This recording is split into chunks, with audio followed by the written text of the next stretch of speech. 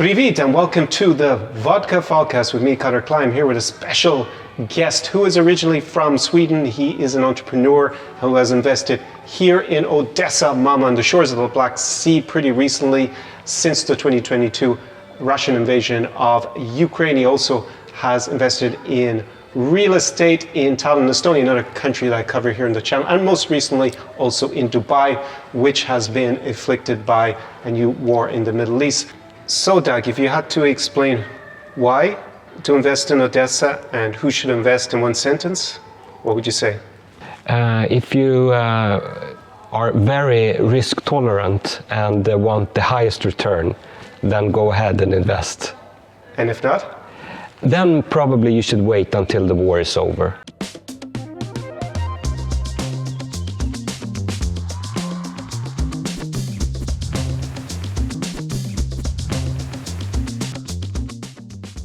So Dag, it's great to have you here and Thank to you, Connor. invite you on to the Vodka Podcast. We know each other for a couple of years. Maybe you could give a little bit of an overview as to your background and why you decided to come and invest in this region, because as you have your patch here, you're originally from Sweden, so it would be good for people to understand what gave you that kernel or that initial genesis of an idea of coming here. So to start from the beginning, I first time went to Estonia in the 90s in a Swedish aid program. Estonia was part of the Soviet Union, just like Ukraine, of course, and they became free in 1991. So it was kind of chaotic the first year, but then it's somewhat stabilized, and Sweden started to support Estonia, and they had aid programs where Swedish people could work in Estonia and were paid by Sweden. So I participated for 6 months in this program, and I got a lot of ideas about possible business opportunities when I was there. And that's how I got some people in Sweden involved, and we invested and started an IT company. So that was in the beginning of the 2000s. And the whole setup was to do work in Estonia, but have clients like in Sweden, but also UK, even US, and so on and so forth. So it was a little bit trial and error in the beginning. And in the end, we ended up with focusing on doing online advertising. So we just produce it in Estonia and then sell it to clients in like Western countries. So you were taking advantage of what exactly? A difference in the cost of labor? Or what was the incentive to go to set that up? You're very clever. That's exactly the reason.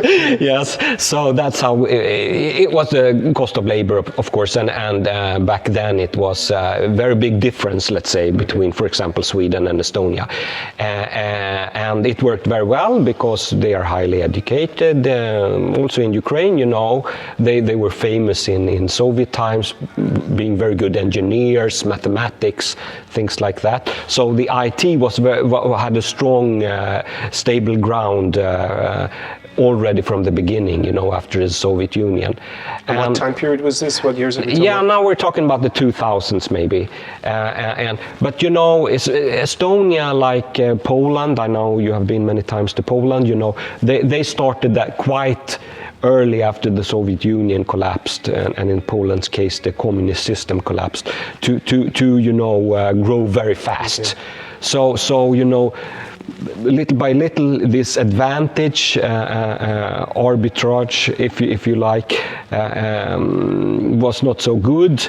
And after some times, we looked at Ukraine, and we opened a company in Ukraine also, which is like a subsidiary to the Estonian company.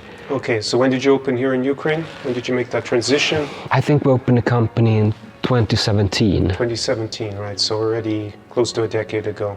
Yes. So that's the IT business.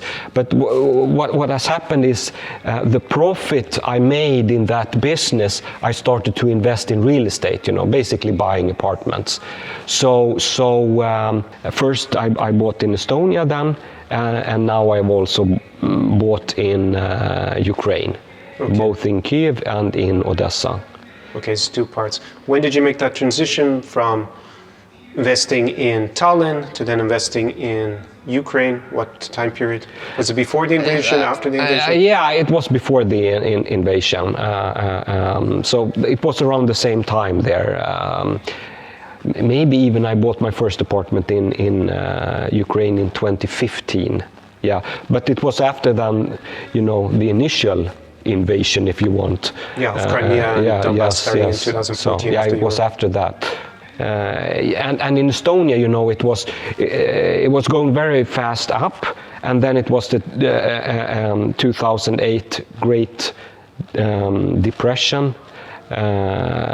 Financial crisis of 2008. Yeah, the financial crisis of 2008, and I actually wrote a book about that at the time, and then I waited until it crashed to buy some more apartments in Tallinn.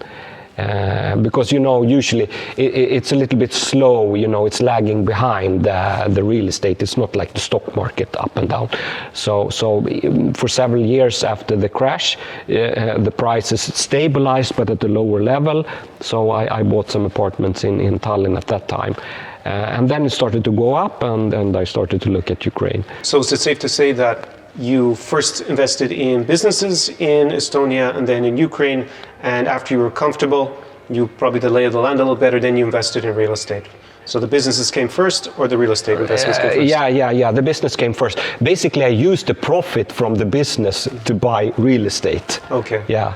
So that's what you... I invested my profits into real estate, basically. Okay, very interesting. But we still have the same company, and it's still profitable. So yeah, we have the business in Ukraine, and we are working in Ukraine. Of course, sometimes it's problem because the Russians, they bomb electricity, production and the infrastructure. So then you can't work with your computer if there's no electricity. So it's a little bit hassle like that. But yeah, you can work in Ukraine also now. People work in Ukraine basically. It's not like the whole country is only for the military, but there is a civilian life going on also. Would you say that running a company is a lot more complicated today in Ukraine than it was prior to 2022, or is it more or less the same? Can you explain a little bit about the type of company that you run? Is it bricks and mortar? Is it online? Yeah, so it's all online, We're still doing this online advertising material, banners and things like that, email, newsletters, things like that, and for Instagram, for Facebook, for the web. And everything, you can just upload it to a server or whatever, there is no physical transportation, so that's not an issue, and it still works, just fine, no issues.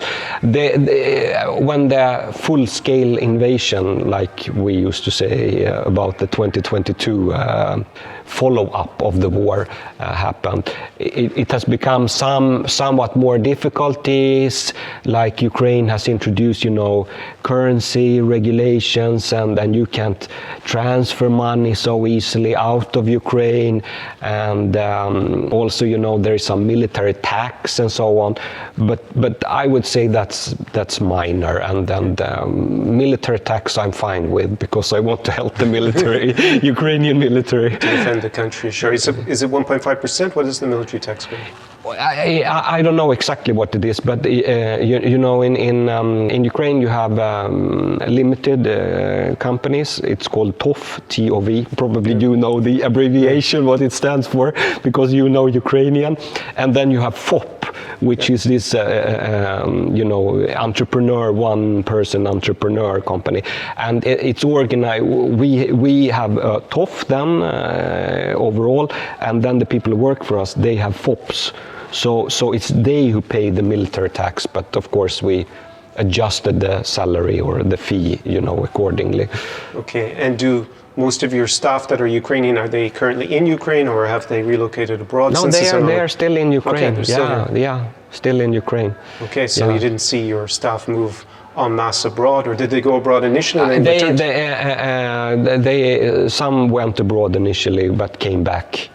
Okay, so now they've returned. So this seems to be a common theme in general, that more and more Ukrainians have come back to the country in the last, well, mainly women, because men found it harder to leave in 2022 when martial law was introduced. So how would you describe the differences between, say, Odessa or Ukraine in general with Tallinn and the Baltic region in terms of investment opportunity nowadays? Is there like more stability?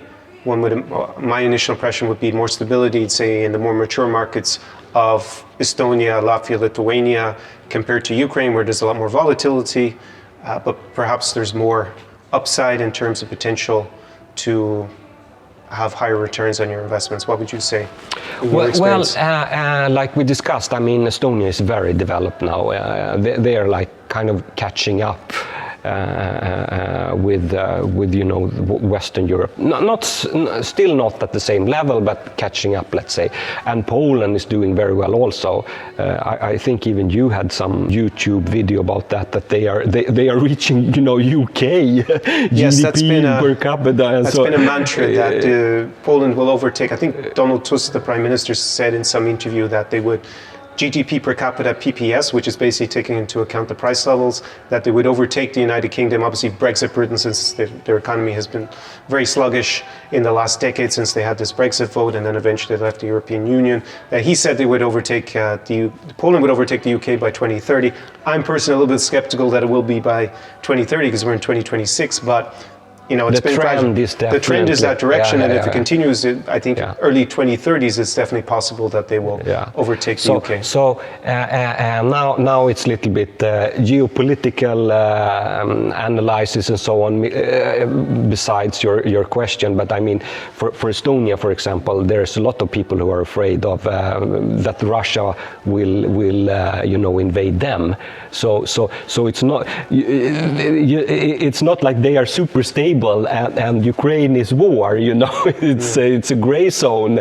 Like a lot of people are nervous there, and you can feel like in the real estate market in Tallinn that there are fewer. I've had brokers tell me this. There are fewer foreigners, who wants to invest now. So there is a nervous atmosphere there as well. But yes, in general, then Estonia is like stable, well developed now, and here it's more like how it was there 20 years ago, let's say. But the opportunity is then, if you're, let's say, an optimist, which basically I am, that Ukraine will go the same way as Estonia and Poland, etc., just with this time lag, 20, 30 years time lag. So then the opportunity is now, or maybe then after the war is finished, to come here, and then you have a second chance to make these early investments in an emerging market, then, let's say. In Europe, because they're on the pathway to joining the European Union. Both Ukraine and neighboring Moldova are now candidate countries since 2022. Moldova actually has a target date of 2030 to join. Ukraine, having worked at the European Commission many years ago as a lawyer, having given many presentations to budding law students here in different law academies in the cities like Kharkiv and Odessa. I'm a bit skeptical that Ukraine is going to make it by 2030. I'd like to be optimistic as well that sometime in the 2030s they will join the European Union. So it will be a scenario like in Estonia, maybe early 2000s. Estonia joined the European Union in 2004. So definitely if you've gotten in. Which year did you start investing in Estonia? We started the company in 2002. 2002, so 2 years before they joined the European Union. Yeah, right. So, yeah, we're talking about investing in Ukraine being somewhat comparable maybe in the late 2020s, right? Right. No, but what is very interesting also, I don't know if you have encountered this kind of reaction also, because Estonia has also been successful, which is part of this transition in combating corruption. because all these Soviet countries were corrupt and back in the 90s, let's say. But Estonia is so much better now. You basically don't encounter daily corruption. And sometimes when you speak with Ukrainians or for that matter Russians, it's like it's almost like they say, oh, it's in our culture. We can change it. It's impossible and so on. And I think this has very much to do with why they haven't taken this route that Estonia and Poland took 20, 30 years ago, because it's still this corruption mentality. But what I say to them then is, in Estonia, there is also, ethnic Russians and ethnic Ukrainians, because in the Soviet Union, people moved around, and they have changed. So obviously it's nothing, in your genetics or whatever that makes you corrupt. You can change. You must have the will to change. And if anything good comes out of this war, I think that's finally this is the slap. People have understood. We can't go on this way any longer. Now it's really to stay corrupt under Russian rule, or become an EU member, and then we can't have this corruption anymore. So I think the coin has fallen now, that people understand that this mentality has to go once and for all. Yeah, definitely. Back in the 90s, looking at the history of how the former Soviet republics evolved, Estonia, Latvia, Lithuania, they basically made a beeline straight for joining the European Union, and their elites were already detached from Moscow. Whilst here in Ukraine, the elites that the country had in the 90s, they decided to stay within Moscow's orbit. We'll say in the 1990s, obviously in the 2000s that changed. We had the Orange Revolution in 2004, which was the first attempt to break away from Moscow's sphere of influence. And then we had in 2014, a decade later, a second attempt to remove themselves from being in Russia's sphere of influence and staying in that kind of post-Soviet kleptocracy that Vladimir Putin has created. And if the elites here had made a different decision in the 90s, then obviously Ukraine may have been able to because I think there is a statistic showing, like, for example, Poland or Estonia and Ukraine, they were more or less on the same level. Ukraine was even higher GPT really? per capita than Poland. I think in 1991 then. So, exactly. So it's very, very sad, but do you say spilled milk? You can't cry over spilled milk. Yeah. So we have the same expression in Swedish. No point to cry over spilled milk. So if finally, Ukraine can go in the right direction, now let's go in the right direction. Yeah.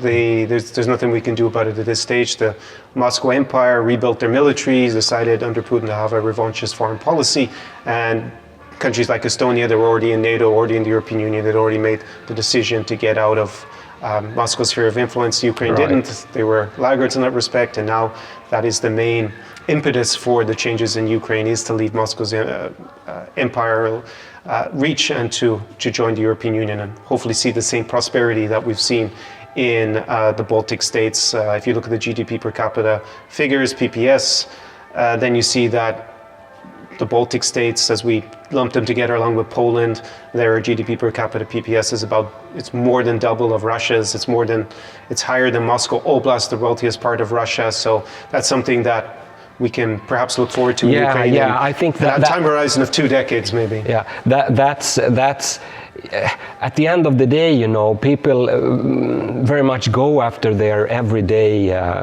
situation, how pension, salaries, all these kind of things. And I think that was a problem, for example, in Donbas, that they felt that they were poorer, than the Russians. they had family in Russia or something, and they could compare.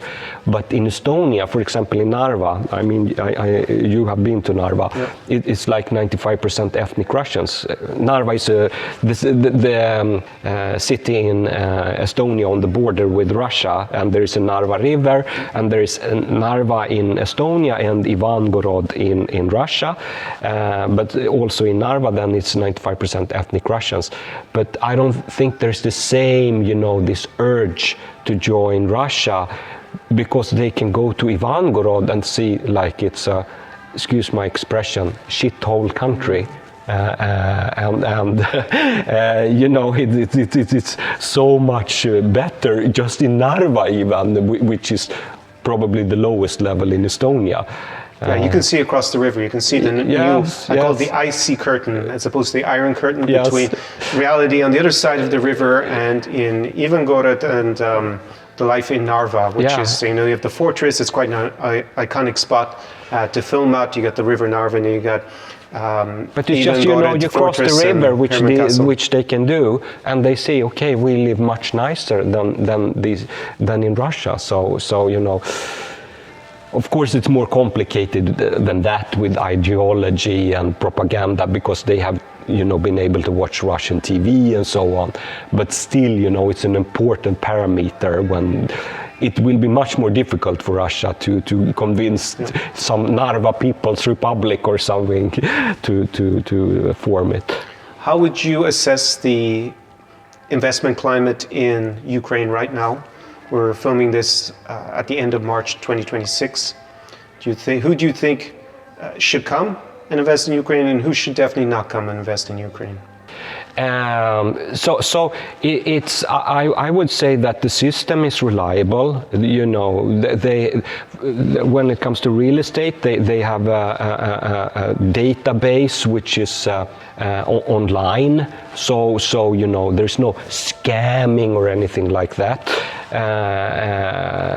It's the overall geopolitical situation is, of course, with war and so on, you have to be risk tolerant to invest. But the system in itself, it works. It's not some third world country or anything like that. So you would say it's for someone that has a lot of risk tolerance and people who are risk adverse? Yeah, I'm a little bit two-sided, let's say. Let's say we divide this risk into two parts. One part is the investment itself, and the other part is how much of your own money you will use and how much you will borrow. Because if you only invest your own money, you kind of limit the risk level in any case, even if you make a very risky investment. But if you don't borrow money, you know the maximum loss you can have. So I hate to borrow money. I don't borrow money. I only invest my own money. So in that sense, I'm very risk avert compared to the average person, let's say. But then, who invests in a country at war? You have to be very risk tolerant. So it's. But I really want to emphasize that both these aspects should be taken into consideration when you discuss an investment. As a matter of fact, there is a very bestseller now that was released recently called 1929. I don't know if you've heard about this book. It's about the Wall Street crash in 1929, and I just read that book, and it's so interesting, and how the human psychology, it's still the same, and the thing that happened then. Why the background, the main reason of that crash was that they started to lend money. The bank started to lend money to people to invest in shares in the stock market, and it was crazy. You could borrow like 90%.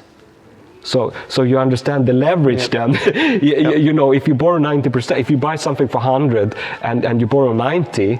$100 and you borrow $90, so and you have $10 just your own investment, and the stock market goes up 10%. Well, you make 100%. Yeah. But if it go, and of course it was going up and up and up and up and up and up, so people got richer and richer and richer. But then suddenly it goes down, and if it just goes down 10%, you have lost 100%. And if it goes down 20%, you have lost all your money plus that you owe the bank. So you know, I would say this is the first thing you should decide. What is the maximum I can lose? You know, if you start from that point, then from my perspective, you can be pretty risk tolerant. Okay.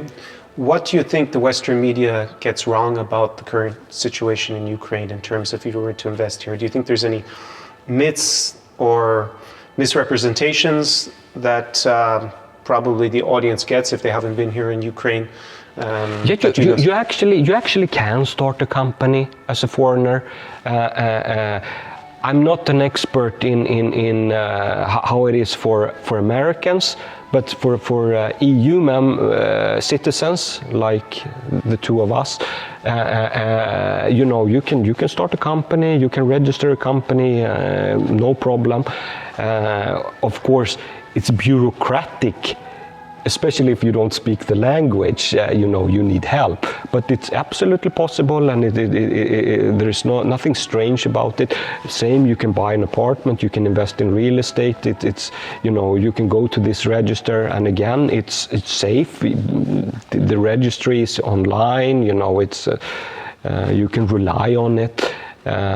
So it's more like, for example, let's say the Russians would take some territory, like the Russians have the territories that they have taken, you know, and some Ukrainians who lived there fled to Ukrainian controlled territory. Then the Russians have said that, oh, now this is ownerless, and they have confiscated it. So, you know, so of course, theoretically, here we sit in Odessa, you know, if Russia would take it, probably they would confiscate my apartments, you know. Yeah, that's the precedent we have from Crimea, that they, after a few years, the Russian authorities that de facto control it, they decided that you needed to be a Russian citizen in order to keep your property. They classified it as a border region, because in Russia you can also buy property under your own name as a foreigner, but then they decided that Crimea is a border region, so that's the precedent, and they basically take your property. They did give some compensation. I'm not sure if they would continue to do that if you happen to be Swedish, so that would be the risk. Would you say that? So that's the first analysis you need to make in order to decide if you want to invest or not. You know, do you think the Russians will continue to invade more territory? You know, for sure Putin wants to invade more territory, but will Ukraine be able to stop him? You know, that's the number one risk assessment you need to make. And it depends obviously then where you're going to buy the property. If we're talking about the Ukrainian, you know, government system going into this EU direction, it's stable and reliable. Yeah, and the current estimate for the Russians to reach Odessa at the current rate of progress are never. If you put it into an AI, I mean, it's 2 or 3 years in the best case scenario at this point for them to even take Donbas. So were you focusing on investing in real estate in Ukraine? Which cities at the moment have you invested in? Yeah, but getting back to that point, I remember we looked together at some kind of Ukrainian map with all the different cities and the real estate prices. So, you know, Ukraine is big from a geographic standpoint. Yeah, it's the biggest country in Europe. So, you know, there are a lot of internal refugees. So a little bit what's happened, you know, in eastern Ukraine, like Kharkiv is the second biggest city in Ukraine, but it's very close to the border with Russia, and they are bombed a lot. So there, of course, the prices are down, I don't know, 50% or whatever since the war started. Then you have Kyiv, which is a little bit, they have inflow and outflow, you know, a lot of people from Kyiv moved abroad. like refugees, but now it's also come in a lot of refugees from Eastern Ukraine. So it's a little bit balancing out. I think the prices are pretty they're pretty stable. comparable to 2021. And Odessa is somewhat similar also, I think. Some people left, and also some people moved in from Eastern Ukraine.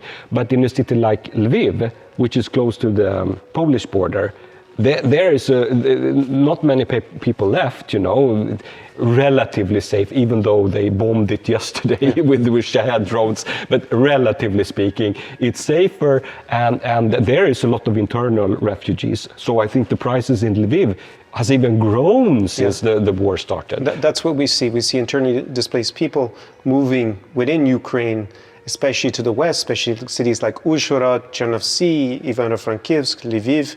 That's seen a rise in the prices in western Ukraine and a big rise in the population in a city like Lviv, at least what I can see, although it's not really official figures, but it could even be as big as 1 million people live there now, whilst I think it was maybe around 800,000 before the invasion in 2022. So a lot of it is to do with where in Ukraine you decide to invest, and there's definitely different dynamics if you're looking at the west of Ukraine versus the center.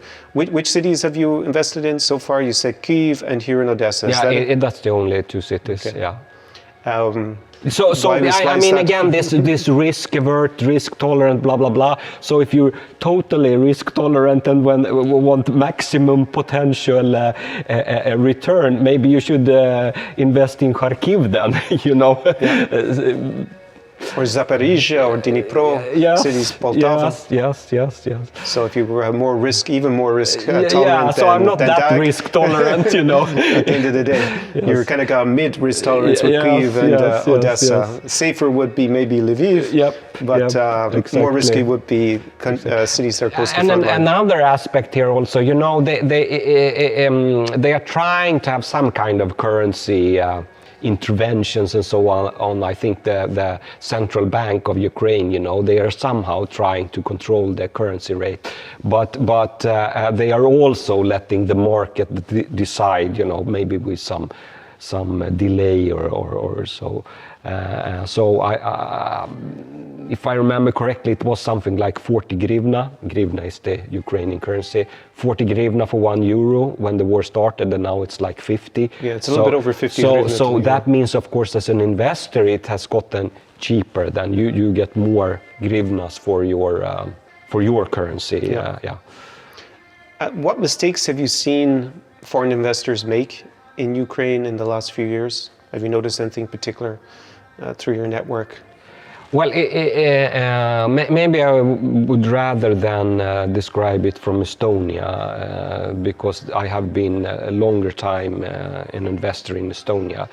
And if we talk about companies and so on, to start a company, because that's also a very interesting investment opportunity.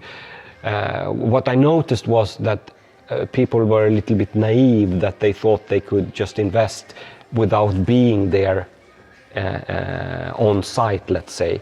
That if you start a company, for example, it was very good to be in the office, supervising, you not just doing Zoom calls or things like that. So that was my number one impression.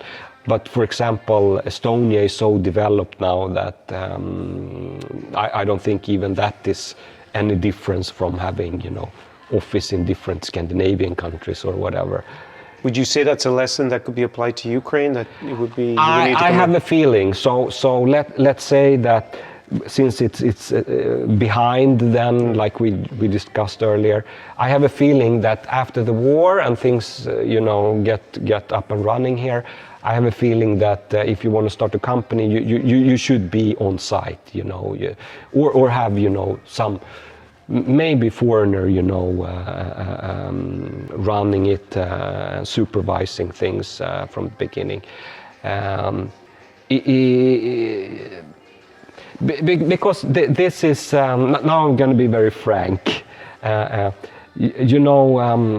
Soviet times. In Sweden, we knew one Russian word, everyone knew one Russian word. Was that Divide? No, niet. Yes, okay. Niet. You know, it's a little bit this communist, Soviet mentality. Niet, niet. In Estonia, they have an expression, ei ole, which means no, doesn't exist, don't have, not possible. It's all encompassing this mentality, you know, this ei ole. And if you ever want to make an Estonian angry, you say that now you're behaving like a communist. Okay. Because then the Estonian will say, no, it was the Russians who were communist, we were not communist. But you know, you can't live in a communist society 45 years and it doesn't, I'm sorry, this is not about being occupied or taking, you know, stand like that. But of course you are influenced by your surroundings and so on. So the Estonia has come very far away. I don't hear this ei ole nowadays. But so what it means a little bit, you know, in the Soviet Union, it was dangerous to take initiative. That's why this niet, you know. Okay. You know, it's not. If you're saying niet, you know, nothing bad can happen. But if you take initiative, then you can go to Siberia, you know.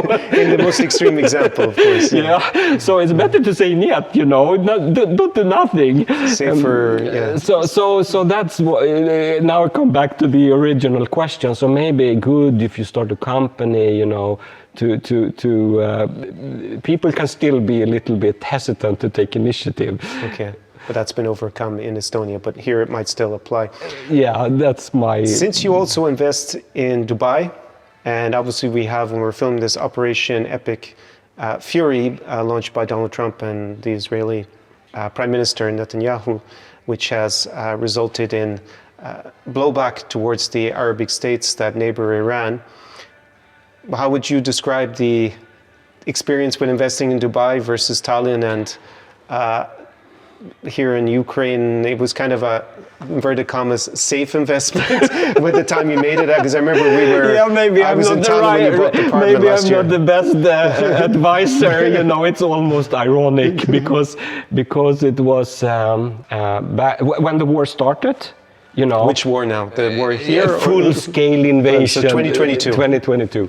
I decided, okay, now I have investments in Ukraine and in Estonia. Maybe it's time for me to invest somewhere more safe, you know. And I was actually studying a lot of statistics on a, let's say, global scale.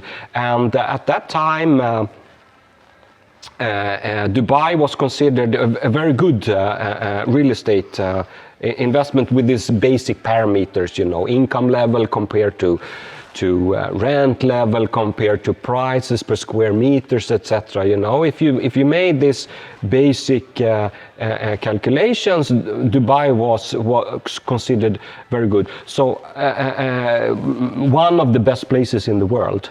So I actually went there and I started to looking. I was a little bit slow, so it took me 2 years to decide.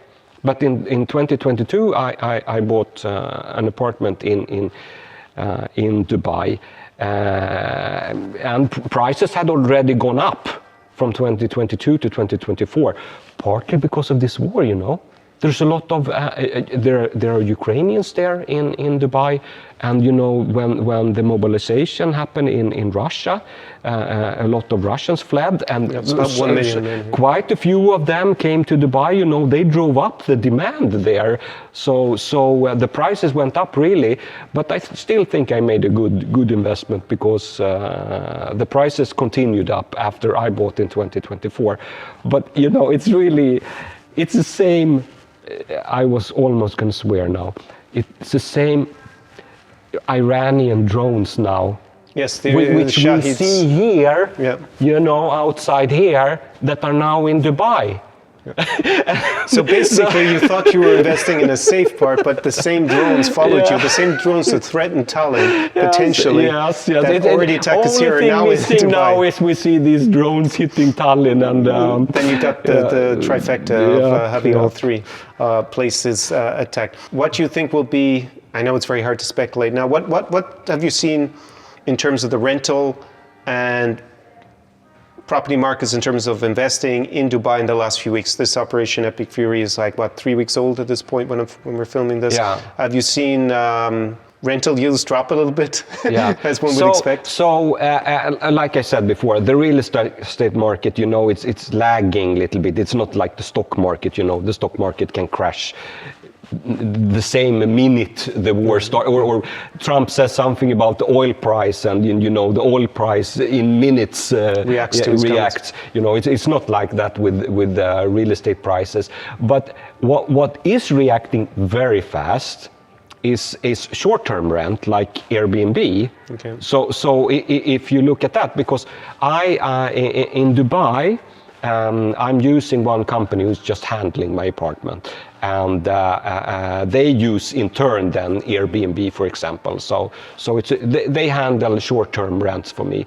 And when the war started, you know, all bookings was cancelled for my apartment, and they subsequently tried to lower, you know, the rent. But Airbnbs, of course, it's a lot tourist-based.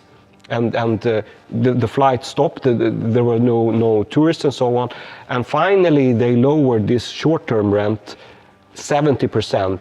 Okay, and then they got new bookings for my apartment.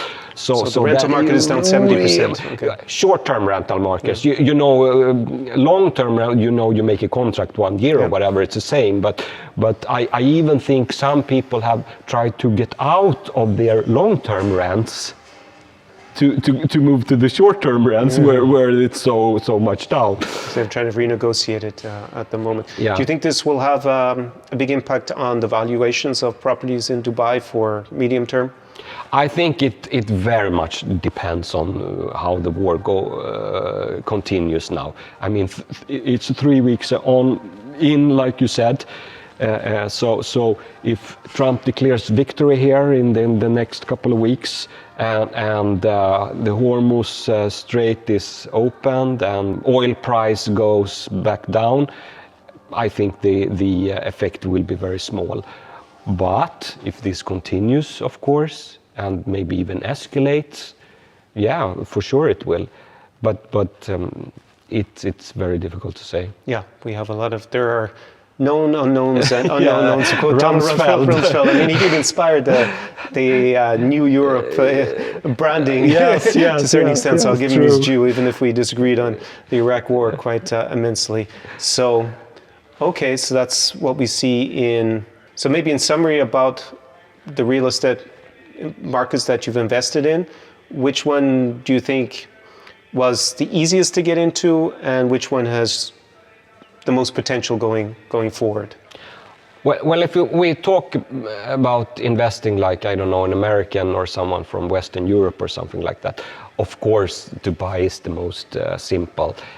It's so big, and English is official language there, and the system is so streamlined and everything. So like I say, it's safe to invest in Ukraine from like the legal point of view, but it's easier from a practical point of view to invest in Dubai than, and for in example. Tallinn as well. And in Tallinn as well. Okay. How important do you think? Let's look at Ukraine, because it's the one that's got the most maybe potential upside, but as you say, probably the riskiest. How important is local knowledge and having contacts on the ground? Would you say? Understanding the local language, how did you deal with these issues? Especially with having first studied in Tallinn. That's a very good point, because you know, for a Ukrainian, I think it can be very simple. The system really works. But there are all these small practical things that can really make it difficult for you. It's partly because of this net attitude that I call it. I don't know. Niet in Russian, A only in Estonian. Is there some similar in Ukrainian? I don't know. Ni culture. Ni is the word for niet. Okay, so you have that, you know, when you're dealing with bureaucrats and so on, but also this language issue is very important, but also this culture thing, how to deal with things. So, for example, now we are here in Odesa, and the other day I had to make a contract with the electricity company, probably a very smooth, simple process for a Ukrainian. And I went to this electricity company office, and I brought all these documents that was needed and so on, and she put it in the computer, you know, everything seems to be fine. But, you know, a little bit experience how things are here. I decided to go back the next day to check that everything was fine. And then I came to another person working in this electricity company office.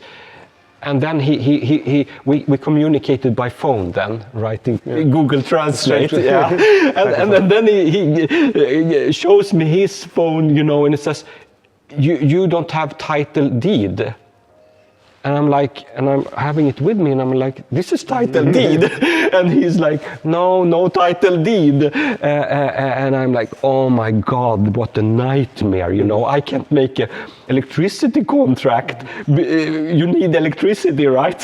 Yeah, I can't make an electricity contract because he's complaining about my title deed. And then I was so lucky because his colleague just happened to come by, and I just grabbed him and said, do you speak English? And he's like, yes. So, okay, great. And then I explained the situation for him, and he's like talking to the first guy, and it goes forth and back. And then he says, oh, you're missing some information here in your title deed. Do you have your purchase contract, you know, for the apartment? And I said, yeah, I actually have a copy here in my phone. And I showed it to him. And he's like, yeah, here you have this missing information. And it was solved. Yeah. But just because I happened to you know, this other guy who spoke English happened to come by, so this problem was solved in like 2 minutes. So the lesson would be to have someone as an assistant if you don't. Someone like you, Connor. I was not trying to make it like an explicit sales pitch, but I did help you out with something similar when you were purchasing where we are right now, actually. Yes. So this is kind of the lesson, at least the linguistic skills and the local knowledge too. You can hire some lawyer, of course, which will be super expensive for such a simple task, but yeah. Having someone that can direct you and iron out these problems that are costing you lots of time. You know, it's impossible to predict exactly all these kind of things, but there are things, for sure, things like this that will happen. And become a bit which could be very simple 2 minutes, or it could be, you know, 2 months with lawyers and documents and notars and...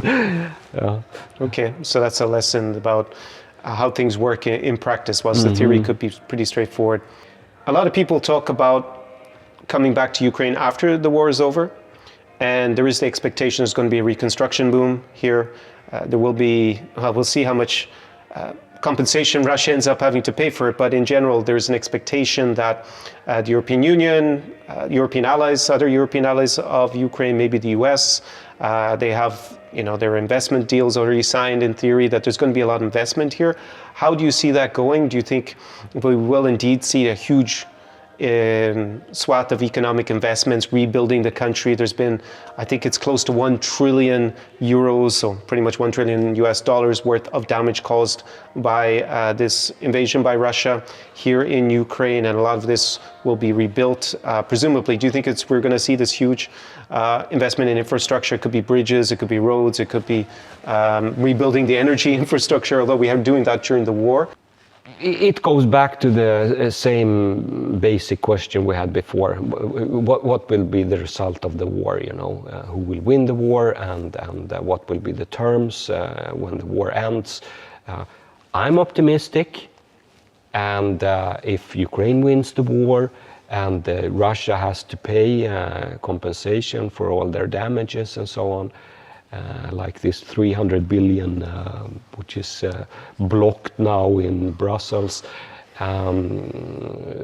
For sure, you know, I'm optimistic that they have learned about this corruption, like we talked about earlier, and it will be the new Poland, Estonia, etc.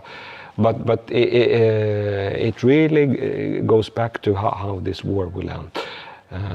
You know, because we have this maniac in Moscow, and he's not going to give up. So they are still going on with this. You know, Ukrainian government is not legitimate, and so on and so forth. So even if there is some kind of peace term, what will it be? Because if it will be like shady, then of course there will not be so much investment. You know, yeah, I think who wants to invest in some kind of gray, shady environment?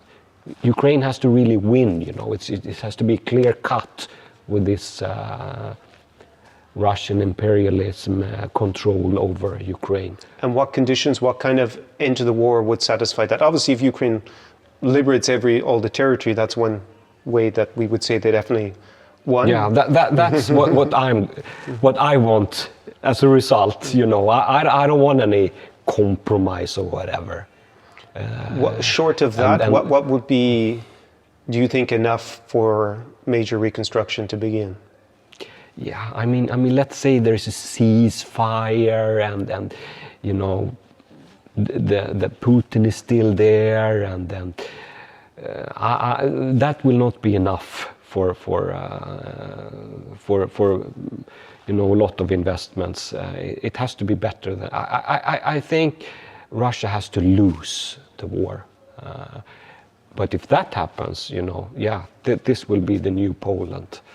I'm sure. I mean, we both love Ukraine. We love the people. I mean, they are hardworking, intelligent, good people. So there's all the possibilities in the world for Ukraine to be very advanced. Yeah, they started off higher in terms of development than Poland, and we've seen how successful Poland has been over the last 30 years. So I also share that opinion that this is the new Poland, as long as things work out with respect to suppressing Russian imperialism at the end of the day. So if the Ukrainians get this, okay, no more this corruption BS. If they get that, then it's just the Russians who can spoil this trajectory. Well, on the path to European Union accession, then some of the milestones are clamping down on corruption. We've seen some corruption scandals even during this war, but I think we've seen it reduced. I've seen a big difference from when I first came to Ukraine in 2009, especially after the 2014 Euromaidan revolution. Already the lower level corruption was dramatically reduced in my experience. Obviously, higher level of corruption has continued. We see that during the war with some of the scandals that's happened, even some close to the President Zelensky's office, with certain people resigning from government.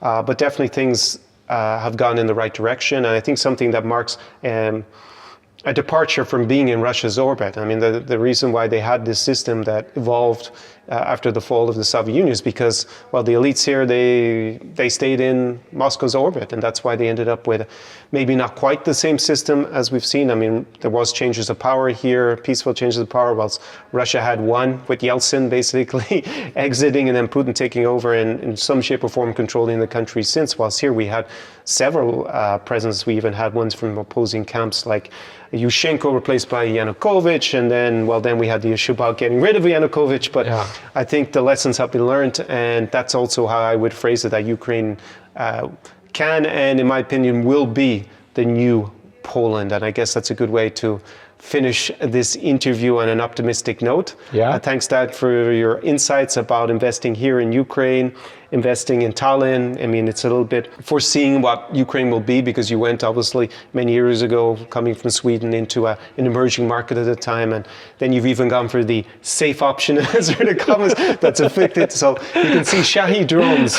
That's the main threat to your investments in three different locations, you know, that seemed to be quite disparate in terms of the risk assessment, but you see now we live in this globalized, new geopolitically globalized world where we see a change overall in the structure, and some countries and regions that were seen as safe have become a little bit less safe, but I think that's going to affect everywhere. I don't think there's going to be so many safe havens, and risk will have to be more relative and dependent on the geopolitical situation. So I think that's a good way to finish it up. If you would like to dive deeper on these topics and thinking of investing here in Ukraine, I have my consulting down below. Go check it out. Jump on a call and we will sort out your strategy for coming here to the region, to Ukraine. Can also be Tallinn in Estonia. I deal with this new Europe concept. So those are the countries that are outside of Russia's sphere of influence, but in the center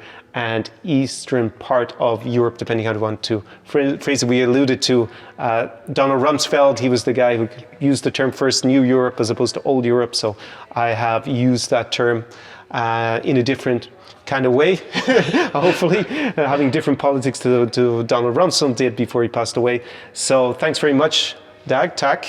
And yeah, we're going to continue on here in Odesa Mama, and hopefully we're going to see a great summer.